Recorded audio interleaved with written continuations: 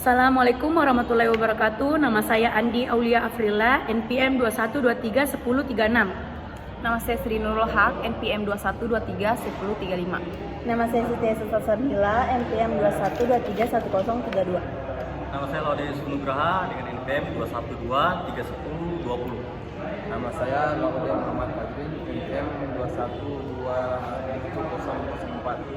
Oke, jadi kita sebelum kita masuk di materi, saya mau jelaskan dulu tentang awalnya tentang periode literatur itu bagaimana.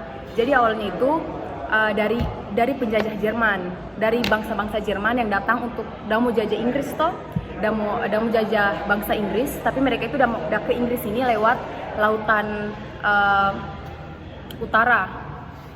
Jadi dari lautan utara yang sekarang itu namanya Denmark sama Jerman Utara kalau tidak salah. Terus pada saat itu juga orang-orang Inggris ini yang dijajah ini mereka dipaksa untuk pakai bahasa Kertin dulu. Yang notabene bahasa Kertin itu bukan bahasanya mereka, namanya juga orang Inggris itu. Jadi mereka dipaksa sama penjajah yang dari barat sama yang dari timur untuk harus pakai bahasa Kertin ini. Penjajah yang dari timur sama dari barat itu sekarang itu dikenal namanya Skotlandia sama Irlandia.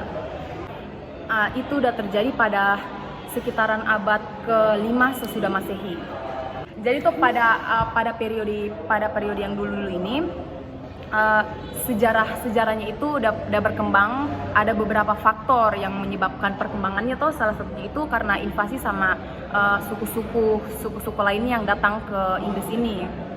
Terus juga sudah jelas dari sastra Inggris ini itu yang bawa suku dari Jermanik, yang tentunya mereka itu udah bawa dari tempat asalnya mereka, yaitu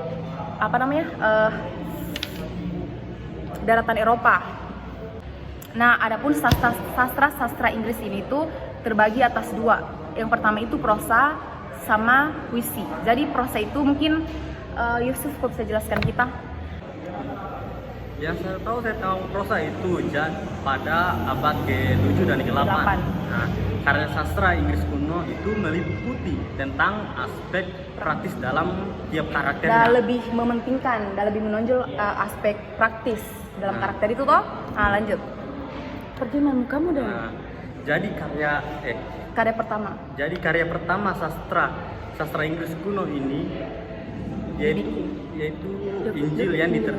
Injil yang diterjemahkan. Tetapi sebelum selesai menyelesaikan terjemahan tersebut, orang yang terjemahkan itu sudah itu meninggal. Adapun juga penulis terbesar dari periode ini yaitu seorang murid dari Aldrich. Yaitu seorang kepala biarawan dari Ansham. Itu penulis terkenal zaman dulu. Iya, di eranya. Nah, karyanya itu meliputi tentang 3 siklus. 3 siklus 40 homili. Tunggu, oke nih. Oke, tadi yang udah tulis orang terkenal pada masa itu kan 40 homilis itu. Jadi apa itu isinya? Sebutkan saja beberapa. Ya, apa kira-kira? Yang kau tahu saja. Iya. Yang saya tahu cuma 4 tentang Katolik homilis, 2 vol sama kehidupan para orang suci. Oh iya. Nah, ada juga homili yang tidak termasuk di dalam itu, yaitu tentang bahasa siklus. Siklus yang menggunakan bahasa Latin. Sebuah risalah yang diterjemahkan dari bahasa Latin dan juga bahasa Inggris kuno. Tadi kan kau sudah jelaskan yang tentang prosa. Kalau yang puisi? Pada masa itu, karya puisi ditulis dalam 1 meter. Kebanyakan dari puisi itu dipelihara dalam 4 naskah. Di akhir abad ke-11, 4 naskahnya itu terdiri The Bulls manuskripsi. The Bulls manuskripsi itu terdiri dari Bulls, Judith, dan tiga saluran prosa. Dan saluran prosa itu terdiri dari Exeter Book.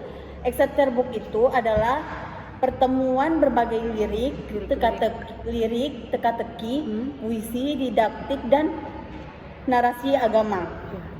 Beowulf adalah salah satu karya sastra pada masa Inggris kuno yang menceritakan pertempuran Beowulf,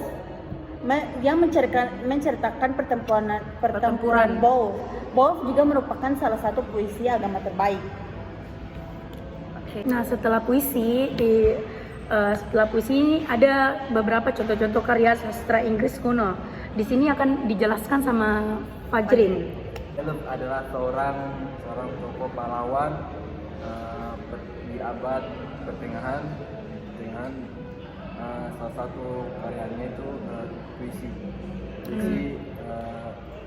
Puisinya itu menceritakan kehidupan pribadi dari awal sampai kematian yang sangat heroik. Terus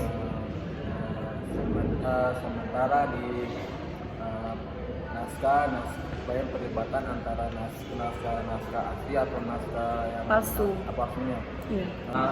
Naskah aslinya itu hilang akibat kebakaran di Cotton Library di Ashbourne House tahun 1731.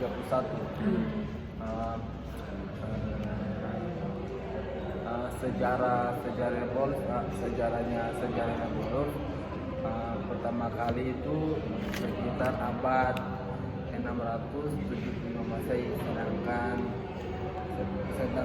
naskahnya yang asli ditulis itu pada abad 1000 Masehi. Itu saya tahu. Ya, terima kasih Fajrin. Nah, berikut ini adalah tokoh-tokoh sastra Inggris kuno. Dalam perkembangan sastra Inggris kuno ini terdapat banyak tokoh yang menjadi jembatan atau penyalur karya sastra pada zaman tersebut. Maksudnya karya-karyanya itu pada zaman itu terbilang sangat paling terkenal karya-karyanya itu yang paling dikenal pada saat itu. Berikut ini saya akan menjelaskan hanya dua tokoh terkenal karya sastra Inggris. Ya, yang pertama itu adalah Raja Alfred. Raja Alfred ini merupakan seorang raja terkenal pada eranya dikarenakan beliau adalah peletak batu pertama pada prosa Inggris. Beliau juga merupakan pelopor penerjemah karya-karya mereka dari bahasa Latin ke bahasa Inggris. Ya, pada abad ke-19. Karya terjemahan pertama Raja Alfred ini salah satunya adalah Ecclesiastical History of English People. Diterjemahkan dari karya Paus Gregorius berjudul Pastoral Care. Nah, yang kedua ini adalah Alcuin. Alcuin ini sekitar tahun 730 sampai 804 Masehi. Yang kedua ini adalah Alcuin sekitar tahun 730 sampai 804 Masehi. Beliau ini merupakan seorang prosais yang berasal dari Northumbria dan dibesarkan di York.